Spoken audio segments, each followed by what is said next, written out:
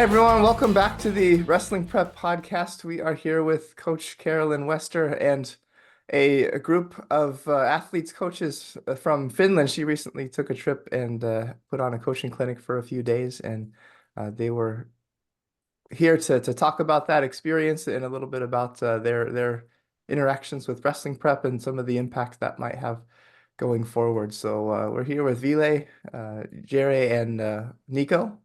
And so we'll talk a little bit about them. First, why don't each of you just introduce yourself, tell us a little bit about yourself as a wrestler, and then we'll talk about the clinic. Ville, why don't you start? Yeah, so my name is Ville Heino. I started to wrestling when I was like 7 years old, and I think I was like 13 when I decided I want to take wrestling a little bit more seriously. So I moved out of home to Helsinki when I was 16, and then I graduated from high school when I was 20, which is normal in Finland. Okay. And after that, I wanted to be clear. Yeah, to be clear. And after that, I wanted to get as good I can in wrestling and same time study. So I decided to leave to USA, and I got the scholarship to Campbell University. And then I was 4 years in States, and there I met Andre Morgan, who was my teammate 2 years. And I met Carolyn a couple of times when I was in Campbell, and Drew always say nice things about Carolyn and how good coach she is. And I left Campbell 2017 when I graduated, and after that I still kept wrestling 4 more years, tried to get in Tokyo Olympic Games 2021. And that 4 years I traveled a lot in different countries: Russia, Belarus, Georgia, Poland, and so on. And then I quit my wrestling career 2021 and studied 1 more year. And after that, Finnish Wrestling Federation hired me. And now past 2 years, I have been working in Finnish Wrestling Federation as, how I would say, manager of the coaches education. So I'm running like coaching seminars for the Finnish club coaches. Okay. Yeah. Coach of coaches. All right. That's basically my story short. Yeah. And then you are your younger brother. Am I remembering that right? Yeah, that's correct. So I'm 4 years younger than Ville, and I pretty much have a similar road in my wrestling career. So I started wrestling when I was about 7 years old, and I pretty much did the same thing. That started to take wrestling a little bit more serious when I was like 14 or 15. I also played hockey at the time because everybody has to play hockey in Finland. It's pretty much a thing.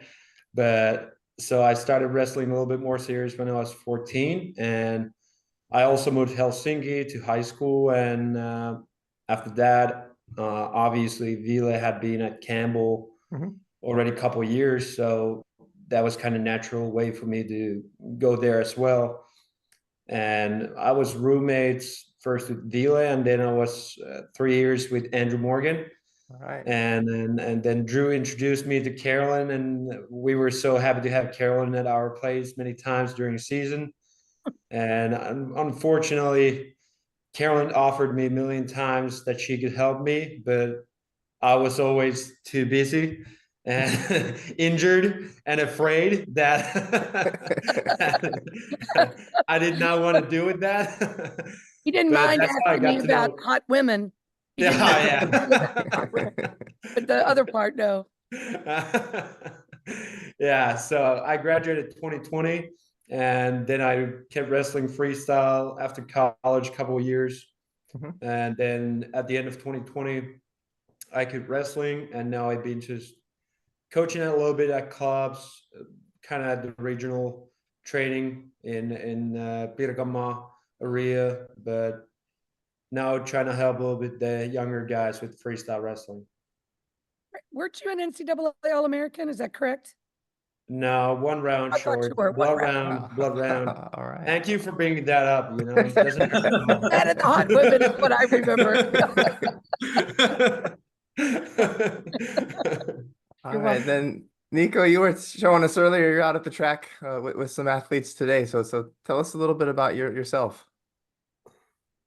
Yeah, like I started wrestling when I was 5 years old, and I think kind of similar story as Jere and Ville, till like through the high school, but then I didn't took the leap, and so I stayed back home. I wrestled till I was, I think, 2012 was my last year, like as a active wrestler myself.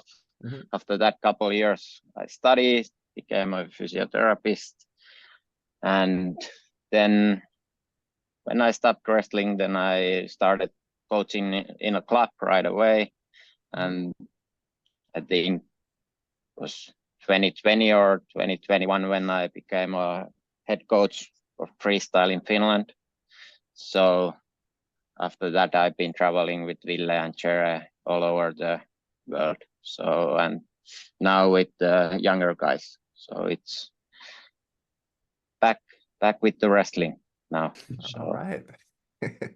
Yeah, I remember following a little bit Ville and Jerry in the NCAAs just because I knew Drew as someone who had been I met Drew when he was in high school working with Carolyn, and then my wife actually has her grandparents are Norwegian, so I thought it was kind of cool that you don't often see Scandinavian wrestlers in the NCAA, so it was No, it was kind of cool to watch you two from afar. So it's good to meet you also because I Yeah, had been yeah. following some of your matches and things like that back in the it was probably what mid 20 teens or so when you all were Yeah. at Campbell. So it sounds like your introduction to Carolyn, of course, was through Drew as a teammate, which and you saw him working with her. And then what brought about the more recent and you had been talking for a while, it sounds like, about possibly bringing Carolyn out and working with some of your Yeah, coaches yeah. and I mean, wrestlers. I can start on that, and I think Jere can then continue. Like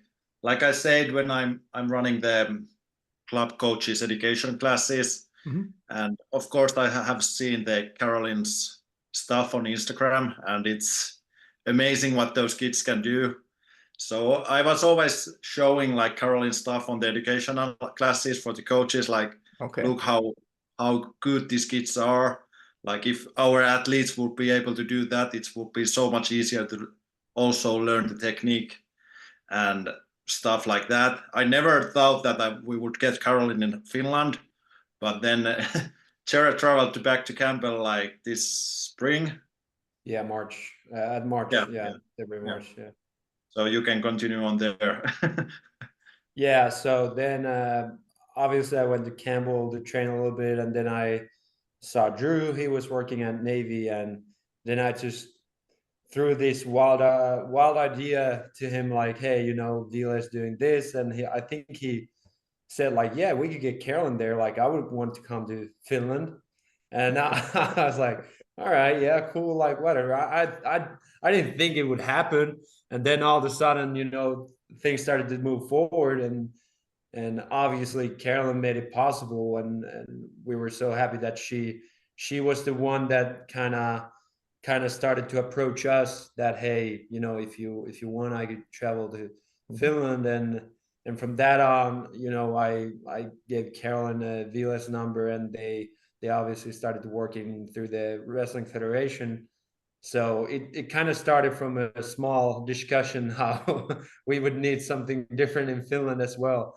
So it was just amazing how that all just happened so quickly, and to be honest, I feel like at first we weren't really prepared for this. We were like, oh my God, they're already almost here. Like we need to figure things out. But we're so glad all of them came over, and we got to meet all the guys, and the wrestlers, Ben and Josh, showing Finnish wrestling coaches how things are done, pretty much. Yeah, and like Jared said, we have to be thankful for Carolyn and the guys. They were willing to come, because when Carolyn first contacted me, I said it would be so nice, but there's not much what we can offer for you. So I'm just so happy she was willing to do that. Yeah. Thrilled to go. It was a great experience. Josh was here. He's asleep. Josh. They're on the Yep, not moving, not moving. All right. So Carolyn, you had started a conversation with Jere and then offered to travel. What were some of your ideas or thoughts about maybe before the trip? What were you intending Yeah. to happen while you were there? Well, I'm really willing to go because I have a lot of respect for Ville and Jere for a long time. And then, of course, Niko got lumped in with us, and it's surprisingly an absolute delight, even though he tries to act like he has no humor and tries not to smile. But really, what I'm thinking, or what I have been thinking, is that the more people who understand math-based body leveraging and sequential muscle order, the higher the tide is for all of wrestling. And if they don't have the kind of exposure there where they could start athletes off young, they don't have the same systems we do in the United States. There's not pervasive wrestling in every part of their country because it's not densely populated. I would say like over half of it from what I could tell when I was there. So I thought if I could go and knowing that Ville would pick it up and we could extend the information to them, that perhaps when he's working with all his coaches, then they would be able to teach the sequential muscle order, and we could show them the technique, freestyle technique that goes with the movements and help them be able to teach people easier and more effectively. Pretty much the same as, anywhere. Yeah, I was thinking. I think it was Ville who said like that you were going to show them how things were done, and that the first thing that popped into my head is that's how Carolyn does things, but definitely not a typical wrestling practice anywhere, right? So that's why it's so unique and you could. I'm always grateful when I have a chance to learn things from Carolyn as well. Why don't we talk a little bit about the actual experience itself, the clinic? So Carolyn shows up with a couple of athletes, and what was the clinic like? What was she doing? What were her athletes doing, and how did that translate to things that were you all had? Was it just coaches that were there? So learning and they were going to bring those things to their athletes, or a little bit of both? Yeah, I think a little bit both. Like Carolyn and the guys arrived on Tuesday. So in Wednesday, Carolyn was running the practice for the freestyle athletes in Helsinki. And I think it was great experience like when we started, because I think the guys didn't have any clue what's coming on. And when they saw what Ben and Joshua are doing, it was great to see. And then where Thursday was busy day, Carolyn was in the morning running the practice for Greco-Roman and freestyle athletes, and then in afternoon for the coaches of the Urhea, which is the Olympic Training Center in Helsinki. So there were coaches from all other sports than wrestling too, and then evening again training with the athletes, and then Friday we had one practice. But why we wanted Carolyn and the guys come last week was that we had the coaches seminar, which we have like once in the year, and there was 80 coaches who was seeing over the weekend what Carolyn is teaching. And I think, like I said, I have traveled a lot around the world, and I have seen many top coaches who are really good in wrestling and teaching the technique. But what Carolyn is doing in the body leveraging, it's just different. And I think it's amazing what she's doing. Yeah. And Well, Niko, tell us about. Oh yeah, go ahead, You Carolyn. go ahead. Let Niko talk. Yeah, Niko, I was just wondering what your experience was like. I know Ville and Jere had some experience with Carolyn through Drew, and this may be of some of your first. Tell us what your experience was like at the clinic or throughout the coaching. Yeah, for me it was easy. Like Jere Ville told, they organized. They basically Ville called me, can we make it happen? Then me and Ville talked with the federation, and Carolyn was willing to come. I was really happy. So I just needed to organize everything here at Helsinki, where they can stay and eat, and then the practice. It like you said, I've seen the Instagram videos. I seen the all. I was a little bit worried at the start. Okay, what our guys can do and what they can't do. Are we total disappointment? You know, like you think as a coach, you don't want to disappoint anyone. So, but it was really good week. I think our guys and girls, they put it all on the line.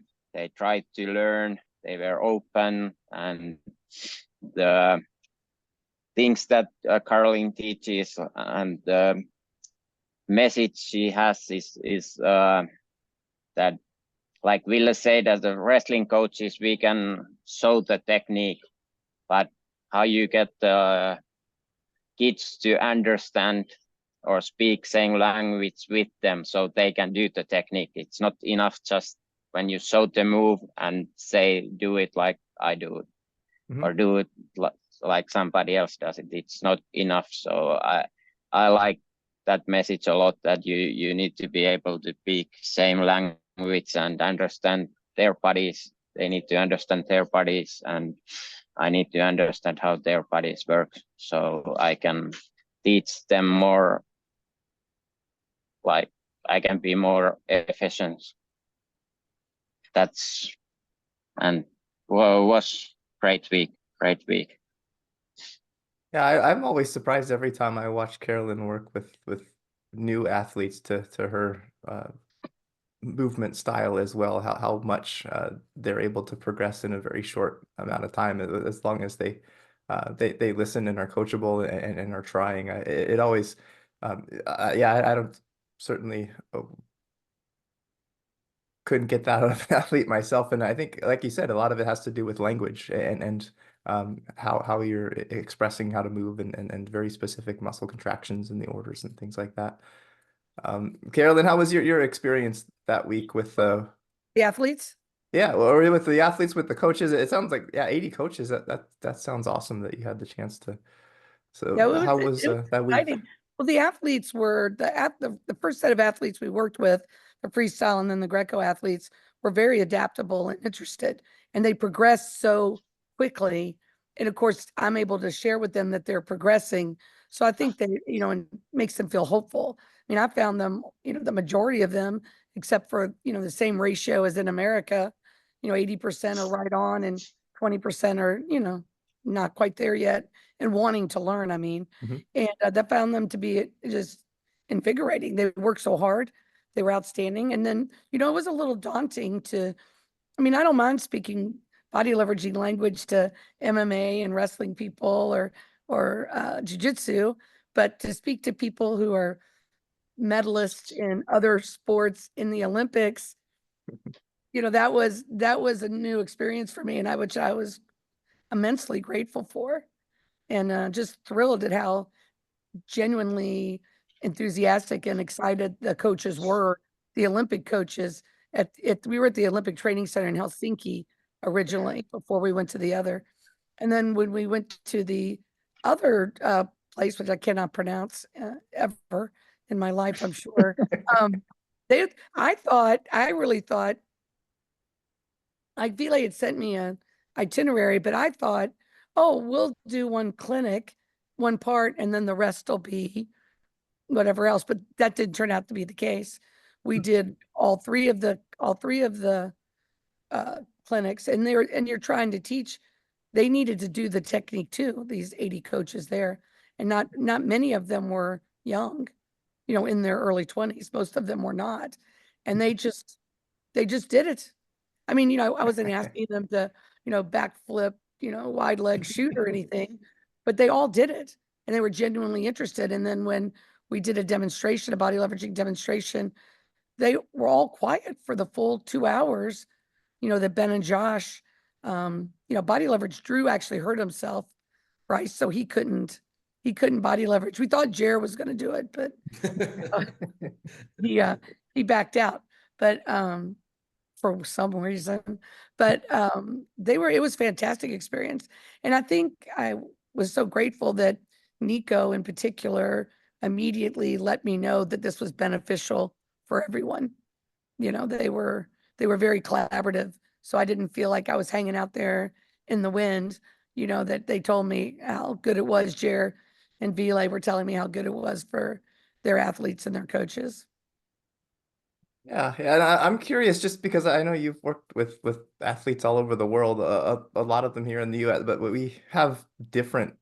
Uh, I think youth athletics is very different in different parts of the world. I'm just curious, was there something that the Finnish athletes could do well, or was your coaching any different? Was there something that American athletes, based on their upbringing, have trouble with that Finnish athletes could do, or vice versa? No, I wouldn't say that they were any less athletic or capable. I mean, one thing I just had to adjust to I immediately would almost think more based on that, but yeah. was that they don't small talk. So Okay. they don't interact. So when you ask if you have a question, no, even though they probably do. And they Okay. had to explain to me, you know, to keep asking until I got them to do it. And I would say, you know, that the athletes, I'm not sure that they understand fully what a privilege it is to get to live at an Olympic training center and be educated there. That their country puts that on, because, you know, in the US, they don't put that on. Right. There's not that opportunity. So I think once I conveyed to them that I really wasn't there, you know, it's like something they get to choose, or like, you know, let's go pick flowers afterwards, that we're here to do a job, Hmm. and that I was not used to people not responding like they're there to do a job, then Yeah. they really were, then they really took off. And actually they were extremely athletic. And then they were, once they got the body leveraging down, they were able to execute the technique. They didn't try to fight it as much as some people in America would do. Okay. Yeah, it was interesting too. You mentioned you had the chance to work with athletes from very accomplished athletes from different sports as well. And that seems like a common theme in a lot of our conversations on the podcast here, is that the very best athletes are the ones who are always willing to show up in a new situation and put aside whatever they think they know and see if they can take something away from every experience to make them better at what they do. And so you certainly give those athletes a chance to do that. So how about going? Oh yeah. Well, I was going to say, you're probably going to ask them too. I'm actually interested in what reactions they got or how they felt. Jared made me cry one time while I was there, but it wasn't because he said anything mean. I walked. Thanks Yeah, for clarifying he wasn't that. saying anything mean this time. This time, no, I was. I walked in on a conversation he was having with Drew, and they were talking about what ifs, and I said, "What do you mean?" And Jared said, "Oh, I just can't help but wondering what if I had started working with you earlier." And Drew said, "You know, I tell her that all the time, you know," and it made me Mhm. feel something, because I was Yeah. around Jared enough that I could have been a little bit more, "Hey, Jared, I think this is in your best interest," but I didn't. And you know, No, trust you know, me, I was the knucklehead who wouldn't take Wow. any anything during the college life, you know. No, but Yes. one thing I had to say, obviously, body leveraging thing was amazing, but during the coaches seminar, I think there was great things that Ben and Josh were there, just small things that maybe some clubs are lacking in Finland. Like Ville mentioned during the demo that you guys see how Carolyn doesn't have to tell the guys to run back after they had done all the exercises, because Josh Right. and Ben obviously were running back right after and ready to do it again. And I think one other thing was we asked Josh how many matches he has in a 1 year, and he told, or you all told something like 200 matches a year. Obviously, that's not realistic in Finland if you know have matches domestically, but I think that was kind of like a wake up call at the same time. Like, hey, other countries are, you know, kids are wrestling a lot more than we are, Mhm. and it's just I feel like the overall how you should act and approach wrestling from Carolyn was just another great thing from that weekend and from that week. Yeah, I guess she doesn't have to tell Josh to run back now, but I'm sure at one point there was a conversation or a coaching point. But yeah, he's picked it up, and the amount you can do in a practice probably is way more when you have people on the ball. And what about other reactions from athletes and coaches? Most of them, I assume, at least I know in person, this would have been their first experience with body leveraging and the type of movements they were being asked to do or shown. Other Well, reactions also, as to and Bryce, I want to say we also did a lot of technique, wasn't a body leverage based okay, event. So I'm interested too in with what reactions they got. yeah, I think from the coaches seminar, feedback was really positive. We sent out a survey for all the coaches who attended that weekend, and what they were saying that it was really, really positive. And I think in Finland we do a lot of gymnastic with the kids in the warm-ups, but not many coaching is thinking why we are doing this or how we right. should do this. So I think that was also one important thing for the coaches to start think like why we are doing this and how we should do this, so it helps our athletes the best way. And in technique wise, I think we have still a lot of learning in the freestyle technique. So I think there was a lot of new things for the coaches, and something went a little bit, I think maybe over their head, but I think it was really, really positive for them. What do you think, Niko?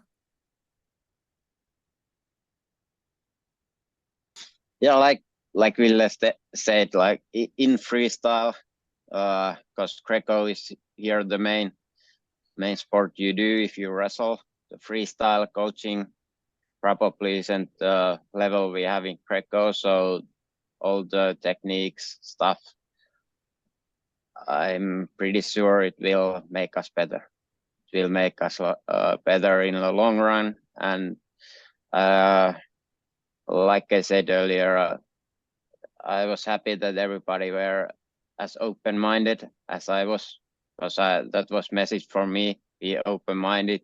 There's always something you can learn from every coach, and like you've been coaching all the highest level athletes, there is you have a pedigree. So I think all the coaches knew that, and they really wanted to like get what's idea behind your coaching. And like I said, really beneficial, I feel, for all the coaches. I don't care how they feel, I just know that it was beneficial. Here's the Niko and that glove right there. There you Yeah. go. On target. Yeah, It takes was- a minute, but he'll get to it. yeah. I like, yeah, Ville, you mentioned a lot of the gymnastics movements that occur in warm-ups and in a lot of wrestling practices. I know that occurs here too. The biggest thing I always take away when I watch Carolyn's version of moving during a warm-up is the connections. Like she had mentioned technique there too, and it's like we're doing this for a reason, because this actually can, we're not just flipping around or moving around just to get our blood flowing, and because this is what we always do, is that everything we do has a purpose. Everything we do, there's a reason for it, and then we can make connections to the technique that make us better at wrestling.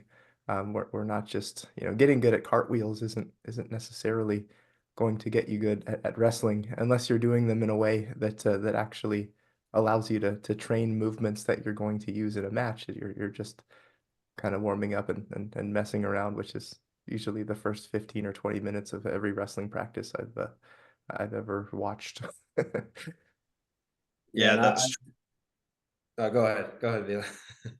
Yeah, I was just saying, and I think the movement never stops in wrestling. So what I think the coaches do a lot in wrestling here in Finland, they don't teach the kids to fight in every situation. And Right. I think that Okay. was one important thing what Carolyn also told the coaches, like the wrestling doesn't stop and the body leveraging movements, it doesn't stop. There is some idea why we are doing this. Yeah, one thing I think was great. I mean, me and Ville always got laughed at Campbell because we needed a long warm up before practice, which is kind of what we're used to in Finland. You know, half an hour warm up, and after that you start, you know, training. And when Carolyn said like the whole demo thing takes what 15 minutes, something like that. Like sure. if you could do just that as your warm up before every practice, like they do, you're ready to go, and you get all the benefits from those movements. Like that would be if you will get your athlete to just do those. That would be warm up for every practice. That would be just great. You wouldn't have to use the extra 15 minutes that I used to need. Now with the now when you retire, you don't need to warm up. You know, everybody knows that, but Just a couple, slap your knees a couple times and you're good to yeah, go and you're now. ready to go live. But you know, when you used to really train, it was different. But now you just, you know, swing your arms a couple times and you're ready to go. A couple high knees and then you're Yeah, slap hands and go. Yeah. yeah. That's Yeah, I funny. guess if you're warm, if what you're doing at the beginning of practice, body leveraging wise, is even more effective than what you're spending even more time doing before. Not only do you get that time back to train, but also there's a better carryover between what you're doing at the beginning of practice to get yourself ready to wrestle, and the techniques that you'll be working on that day too. What about going forward? Maybe last question. Imagine it's a year from now, and it's time for the coaches to get together again, and you give Carolyn a call, and you talk about the last year and how the experience over the week or so that she was there. How would you hope that that's changed things? How would things be different based on the experience that you all got to have together? That's good question. I mean, one weekend was short time for many of the coaches. Yeah. So, and I think there was so much new. I hope they have picked up at least something, but there was so many things where you could pick up, like, so it's hard to say what I would hope they would pick up at most. But I think if they are doing even some body leveraging, it's gonna help the athletes with their motor skills, their technique, their flexibility, and how they can have more power on those extreme positions. So I hope that weekend brought up some ideas for the coaches, and I'm sure it did. Well, Yeah. Bryce knows that you have a copy of the online course. I mean, there certainly will be, hopefully when they have opportunity to meet with the coaches again, or, you know, maybe if Ville does short video clips of some of the things off the course, you know, he could pass it on, you know, to people, to coaches and athletes. And I did tell him that Friends of Wrestling Prep would be willing to take 5 of their athletes next summer for a That's couple of awesome. weeks and make it possible for them to do the, you know, the bigger camps at Marymount University that we hold. Yeah, and one thing I don't remember who mentioned it, that kind of some of the coaches probably started to think about like why we're doing certain things. I think Ville or Niko mentioned it. Like that would be a great thing if the coaches next year would be say that, hey, we have thought more why we do certain things, like in a warm up, like you said, the cartwheels, like why we do cartwheels and why we do techniques certain way. I think that would be one of the biggest things because I mean, we got from because some of the coaches were, you know, teaching little kids, and then we have Carolyn, who's really specific, you know, like flex your hamstring and, and so, but just so the coaches at you know who are coaching you know younger kids, even they would start to think why we're teaching these things to our kids would be absolutely beneficial. That would be Yeah. beneficial to most coaches anywhere. I Yeah, can't right. do that in America either. I mean, there's less, more people in the United States are influenced by a flow wrestling clip of 15 seconds of someone's life where they're saying, yeah, I always do this.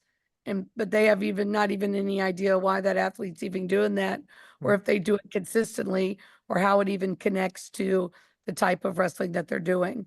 So even if you can get people just to think about it, why are we doing this? There's really no math-based sequential muscle order reason to even do a cartwheel. There's no time in Right, wrestling yeah. where you're going to be pushing your body to your hand. It's not the same muscle order as a shot or a lace or a gut. Why are you doing that? Well, that's what I've been taught my whole life.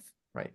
And that kind of complacency is is a death sentence to a sport of any kind. So even if they do like Jared says and come back and go, why am I doing this? And it is okay not to do it the way I've always been told. Let's figure out how we can do it and investigate. Then I think they'll have more success and it'll breathe more life into any sport in any country. And Niko, how about you as someone who's running the federation there? How would you hope that coaching and wrestling changes a little bit going forward after the experience you all had? Oh, we had a few talks with Caroline and other guys, and for me, I would like to see us more attacking more, shooting more, just not be as defensive minded as we usually are a little bit in Europe. We are a little bit more defensive minded and you guys in the States. So I would That's the criticism on our end all the time. Yeah. Yeah. I would like to see like our guys and girls be more active. So that was good message from Caroline, what I would like to see in a year. I don't think that's too much to ask. Couple more shots in the match. But then like overall, I agree with Jere and Ville, the coaching, why we are doing stuff we do, explaining that to kids so they have better understanding also why we are practicing what we are doing. Yeah, I definitely find too when I teach athletes some of the body leveraging stuff, the more confident a wrestler is in their ability to move and wrestle through situations. You had mentioned before that wrestling doesn't necessarily stop after you finish your technique. You're constantly transitioning between one technique and another. And the more confident a wrestler is in their ability to move and wrestle through situations, the more offensive minded they can be, because they're not afraid of getting stuck in positions that they can't wrestle out of. Because look at all of the things I can now do with my body that allows me to wrestle through situations that I might have been stuck in earlier. So I don't want to take that shot, because if I get stuck underneath, I won't be able to move out of it. But if you understand posture, position, and movement, then you can wrestle through that situation, and then you'll take shots all the time, because it's just wrestling after that.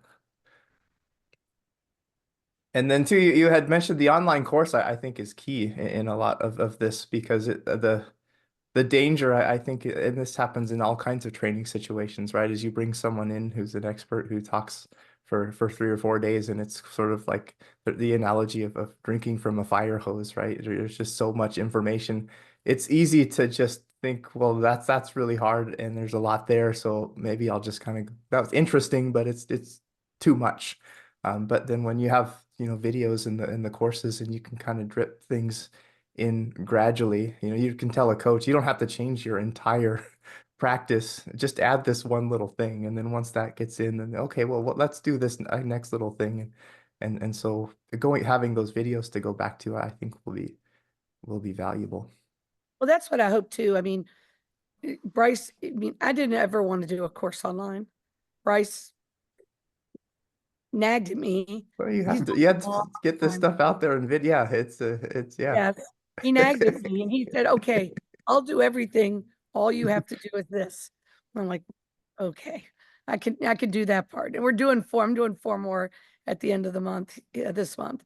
But I think, even if somebody got that course and then they took, pieces of it and broke it up and sent it out amongst coaches or even amongst their athletes so they understand, why it's important, then everything they do is going to be better. Those 5 athletes, Miko and those guys, they were so excited because you could tell they're excited, Bryce, because they're not particularly effusive with, smiling and things. So if they smile or they get excited, like you actually know they mean it because All right. they're not, it's not such a common occurrence during practice. That's a safe thing to say, right? That's a fair statement. Yes, they- absolutely. So they were so excited. And then by the end, like they're grabbing me by the arm and asking me to help and make sure they're doing it correctly. And, we have a lot of really good video and pictures from this trip, and I've waited to post them until we got this podcast up so we could, blend them together. But you'll see that they were really excited. Yeah, that's awesome. All right. And I know this is kind of a stereotypical podcast question, but anything you all had been thinking about over the last week or so that we didn't have a chance to talk about? Any last words as we look to wrap things up? When are you coming back to Finland again? As soon as I'm invited. As soon as I'm invited. Sounds like there's an open invitation, right? Good to know. It was great. I loved every second of it. Their facility is so nice in Helsinki and where they put us up. I saw And some of the pictures of the wrestling area there. That looks it was nice. nice. Well, just the residential area. I mean, I've stayed in Okay. a lot of training center residential sections, and I wouldn't say they were laid out with a lot of thought or interest or comfort. Like the beds and stuff were super comfortable, no cots, nothing they were going to return to rent a center after the event was over, like full kitchen, it was really nice. Well thought out. All right. You guys have anything else you want to say? Come on, Niko. You can do it. So I've started to hustle that I could fly the guys out next summer. That's what I start to working on now. Excellent. Besides 223 roles with couple guys going. So, but I need some time to get all the budget figured out so I can get the guys to the States next summer. Yeah, I don't that'd be- want to miss the opportunity guys have. And Yeah, I that'll think be great. this has been a great representation how Finnish people are not very talkative, because I don't think we have, talk at the same time at all. Me, Niko, and Ville, like there has been no overlap at any point. Nobody's talking over each other the whole time. Yeah, that doesn't happen. Okay. Well, it sounds like a place I got to come visit too, because I don't know how I got roped into to talking on a microphone here, but I'm much the same way. I think the podcast was your idea, dude. No, I don't know about that. Not mine. The podcast was my idea, but not being on camera and talking, that would not have been my idea. But no, it's been awesome to yeah, thanks all for hanging out. It was great, me as someone who wasn't there, to hear the experience and hear, from both sides, all the benefits that should arise from this relationship, and it'll be cool to kind of watch as your athletes and your coaches grow over the course of the next year, and also to see, it sounds like some of the athletes out in Virginia next summer to continue the process. So yeah, we talked a little bit about the online course that's available on the website if you wanted to get a chance to look at that yourself. Check out, again, wrestlingprep.com. You can check out Carolyn's Instagram. That came up a few times during our conversation as well, if you want to watch some of the things that she and her athletes can do. Thanks again for hanging out, and look forward to seeing good things in the future from everyone. All right. Anything Bye. else you want to say? No? No? I'm All right. Yeah. Thanks Thank you, again. guys. Yeah. Bye, guys. Thank you.